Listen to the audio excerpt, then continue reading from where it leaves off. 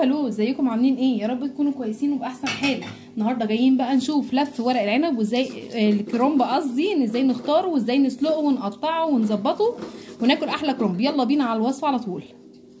عندنا بقى الكرنبايه، نبدا نشوف هنسلقها ازاي ونختارها ازاي. لازم الكرنبايه تبقى يعني دايره كده، ما تبقاش مطوله ومبططه بالشكل ده. هنبدا بقى ان احنا نقطعها. بصوا نشقها كده بالسكينه ونشق كده من جميع الجوانب، نعمل دايره بس.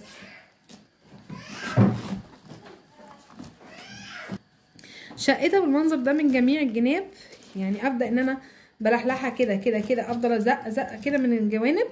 ابدا بقى ان انا ايه احاول اشيلها كده، بس هي كبيره شويه. طارت معانا الكرنبه عشان بس كبيره شويه فصعبه بتبقى. بصي تقعدي تعملي كده وتشيلي بقى الحته دي وتشيلي بقى الحته دي وتشيلي الحته دي بالشكل ده. احنا قورناها كويس جدا. نبدا بقى نفكك كده الورق بتاعها بالراحه، يعني نمسك كده الورقيه بتاعتها. بصوا الكرنبايه كل ما كانت خضره وحلوه وصاحيه معانا ناخد بالشكل ده. نقعد نفكك بقى في الورق بتاعنا كده بالشكل ده بالراحه، بنحاول ما نقطعش، بس اهم حاجه ايه الورقه معانا. بصوا بالشكل ده. هبدا ان انا ايه افككها كده، مفيش مشكله، كل ده هيتحشي معانا ويبقى زي الفل. فككتها بقى كده، وعندي ميه سخنه على النار بتغلي، واغسل الورق بتاعي دوت كده اشطفه شطفه. عندي بقى حله على النار كده بتغلي، هحط فيها ايه الميه بتاعتي تكون سخنه، واحط فيها معلقه كمون بالشكل ده، واحط معلقه سكر بالشكل ده كده. ابدا بقى انزل بالكرنب بتاعي بعد ما ان انا ايه غسلته، اسيبه كده وادخله، هو هينزل لوحده في الحله. اهي بصوا دخلت ازاي جوه الحله من غير ما اضغط عليها عشان الورق ما يتقطعش. حطيتها كده دقيقتين على الجنب ده. ابدا ان انا بقى ايه اقلبها على الجنب التاني دقيقتين كمان كده. الورق بتاعي بدا يتسلق وما شاء الله. بصوا الخضار روعه، حاجه كده من الخضره والجمال الفلاحين والاصل الطيب بجد. هبدا بقى ان انا اشيلها كده، بس على ايه طبق فيه ميه بارده عشان ما تكملش سواها اكتر من كده. بصوا بالشكل ده. بقيه الكرنبه بقى من غير ما افككها هبدا ان انا افككها جوه الحله كده، احطها كلها على بعضها وهي هتبدا ان هي تفكك نفسها بنفسها. سبتها بقى دقيقتين كده في كل جنب شويه، هي تبدا تنشل الورق بتاعها. بصوا تبداي تسحبي بقى ورق كده كده، تعرفي ان هو استوى. الورق ساب الكرنبايه نفسها وطلع، يبقى كده الورق بتاعي استوى. ابدا ان انا اطلعه كده بالشكل ده، اخد اللي في الجناب واسيبها شويه. بصوا بالشكل ده، سهله جدا وما تاخدش وقت ولا مجهود. في ثواني كده تطلعي الورق. بصي واحده واحده تاخدي اللي طلع، هو ساب الكرنبايه وطلع. ما تتكيش عليها قوي في السوا عشان ما تتهريش منك. عندي الكرنب بعد ما اتسلق بقى هنشوف ازاي هنوضبه. هنمسك الكرنبايه ماشي فيها العرق ده، هقسمها كده نصين واسيبها بالشكل ده، شايفين بالشكل ده كده. وابدا ان انا ايه اشيل العرق بس بالشكل ده، وانضف بقى كل الكرنب بالشكل ده، واقوم برماه. بصوا بالشكل ده اهو، ابرم الكرنبايه بقت رول. اقسم بقى الايه الكرنبايه لنصين حسب بقى انا عايزه الورقه ايه المربع قد ايه. بصوا بقت رول كده حلو. هبدا بقى ان انا ايه اقطعه المقاس اللي انا عايزاه، مثلا اهو كده. مثلا تقطعي وتمسكي زي الشريط، عايزه تعمليه كده بصي وحدات اهو، وارتب بقى. بصوا كده بالشكل ده. هبدا ان انا اقطعه كله لغايه الحجم اللي انا ايه عايزاه. بصوا دي اسهل طريقه لتوضيب الكرنب. امسك شريط واقطع اللي قبله على اللي بعده عشان يبقى كل الكرنب بتاعي مقاس ايه واحد، واحط كده بالشكل ده، عامل كل الكميه وارجع لكم تاني. عندي بقى الكرنب كده بعد ما وضبته وسلقته، مش قادره اقول لك حلو جدا. بصوا الورقه بورقتها متقطع المقاس اللي انتي عايزاه. بصوا بالشكل ده مقطعاه بقى يعني ايه مربعات كده زي ما انتي عايزه بالظبط. بصوا الحجم ده. وضبطت كل بقى الكرنبايه بالشكل ده وحطاها كده. نبدا بقى نعمل ايه الخلطه بتاعتنا. الخلطه عندي بقى هنا حوالي 3 بصلات هقطعهم كده وافرمهم في الكبه، عليهم 3 فصوص ثوم، عليهم حته قرن فلفل حامي لو انت بتحبي الحاجه حراقه او مش حراقه، هو كده كده مش هيبان اصلا. هنحط ايه حته صغيره كده، ده كل مقدار دوت على كيلو رز. هحط 3 بصلات كده كبار حلوين بالمقام دي، يعني بصلايه كبيره كده. تمام،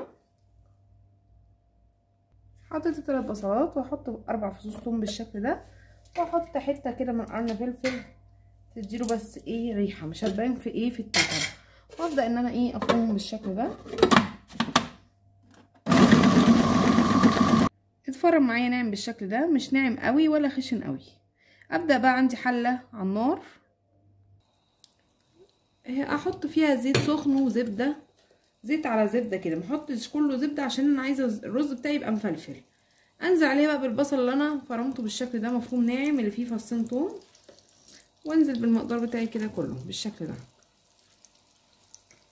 انزل بكل المقدار واديله تقليبه بقى كده لغايه لما يصفر معايا ولونه يدبل ويبقى لونه ظريف وخفيف. البصل بعد ما وصل للون اللي انا عايزاه ده، انا عايزاه بصوا يبقى ذهبي اللي هو البراون سنه، هبدا انزل عليه معلقه سكر كده تكرمل معايا برضو واديها تقليبه. ليه؟ لان انا حطيت السكر ده ليه؟ اولا هيكرمل لي البصل وهيدي طعم حلو جدا، وانا هحط معلقه صلصه، فالصلصه برضو ايه تعادل الحموضه بتاعتها. ما دام حطينا صلصه يبقى نحط ايه معلقه سكر يا سكر. سبتها كده دقيقتين وقلبتها شويه. هبدا انزل عليها بقى معلقتين 3 صلصه، معجون صلصه بس ايه ظبط لي الدنيا كده وتشكشك معايا. واكون عصره طماطم حوالي كيلو طماطم، كيلو ونص حسب ما انت ايه بتحبي حمران المحشي بتاعك. الصلصه شكشكت معايا بالشكل ده، هنزل عليها بكيلو طماطم. انا عندي طماطم كنت ايه شايلاها في الفريزر ومحوشاها ايام بقى لما كانت رخيصه، استخدمها بقى ايه دلوقتي اشتغلها، واحطها كده تفك معايا بالشكل ده لغايه لما تتسبك. عندي الصلصه بقى اتسبكت واتظبطت جامد قوي كده. هبدا انزل عليها بملح اللي هو ايه حسب كيلو الرز، وانزل عليها فلفل اسمر، واعمل احلى لايك قبل ما اكمل عشان انا تعبت. مفيش لايكات كده ولا حاجه تونسني يعني، بس مش سامعه صوت اللايك يعني. وشويه كزبره كده ناشفه تديني ريحه.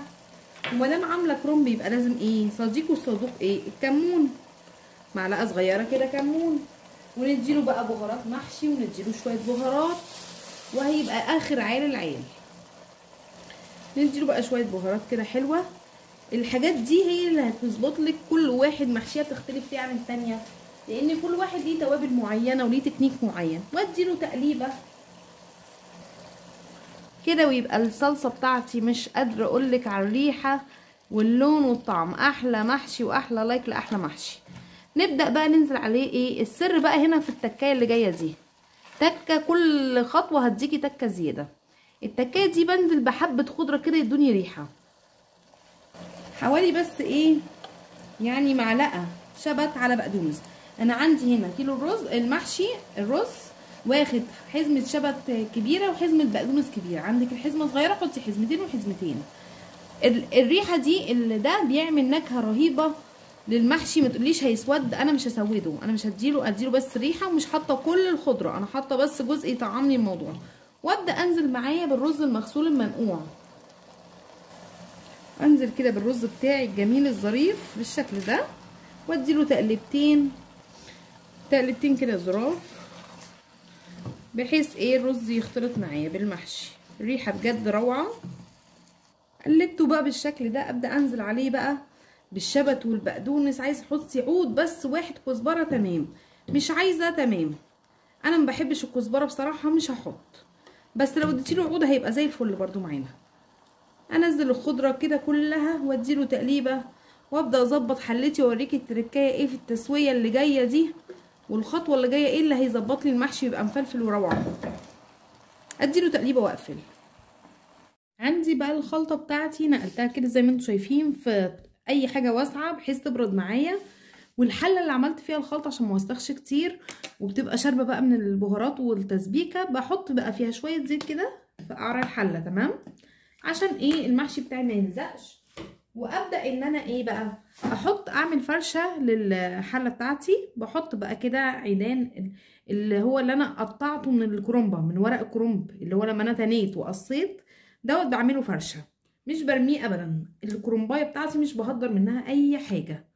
وابدا بقى ان انا ارص كده، وابدا ان انا ايه الف المحشي بتاعي، وابدا بقى ان انا ايه اخد ورقه كده وابتدي اسمي الله، اقول بسم الله الرحمن الرحيم. بصوا الورق بتاعي حلو ومش مهري، واخد شويه ايه من المحشي كده، من رز الخلطه كده في النص، واقوم برمه كده وازنق كده وازنق كده وازنق لغايه لما يبقى معايا صباع المحشي زي ما انت شايفه كده، واقوم حطاه في قعر الحله. اعمل واحد تاني معاكي يبقى حاجه روعه كده، ويطلع معاكي المحشي مفلفل وجميل. اعمل اهو، بصي احط شويه رز، واقوم بس ايه قافله وتانيه، وابرم وازنق ازنق كده بالشكل ده. بصوا ما شاء الله صباع محشي ظريف ازاي.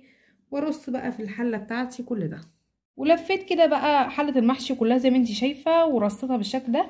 هبدا بقى ان انا اديها المرقه بتاعها، وبعدين اغطيها بورق كده كرومب عشان يكمر لي الحله بتاعتي، ونشوف بقى هنعمله ازاي. ان انا انزل عليه الشوربه كده عليه كله لغايه بس يغطيه، ما يعني ايه ما يبقاش يغطيه بكتير، يا دوبك عقله صباع. سبته بقى كده يا دوبك غطيته وانا شايفاه مفيش عقله، يا دوبك احطه على النار بقى يغلي. اول ما احس انه بدا يتشرب هحطه على نار واطيه واغطيه بقى وكده، بحيث ان ايه كل المرقه والبخار يسوي المحشي يبقى حلو قوي معايا. اغطيه كده واحطه بقى على النار وحاجه كده زي الفل. المحشي كده استوى معايا واتشرب ما شاء الله، بجد حاجه كده تحفه. نبدا بقى نقلبه مع بعض كده ونشوف مفرفر ازاي. عندي بقى كده اي حاجه ابدا بقى افرفر الفرافير واظبط التظابيط. احلى محشي لوز لوز لوز. لو عجبتك الوصفه ما تنسيش تضغطي لايك وشير وتفعلي زر الجرس، وما تبخسي السلابيب. وباي باي.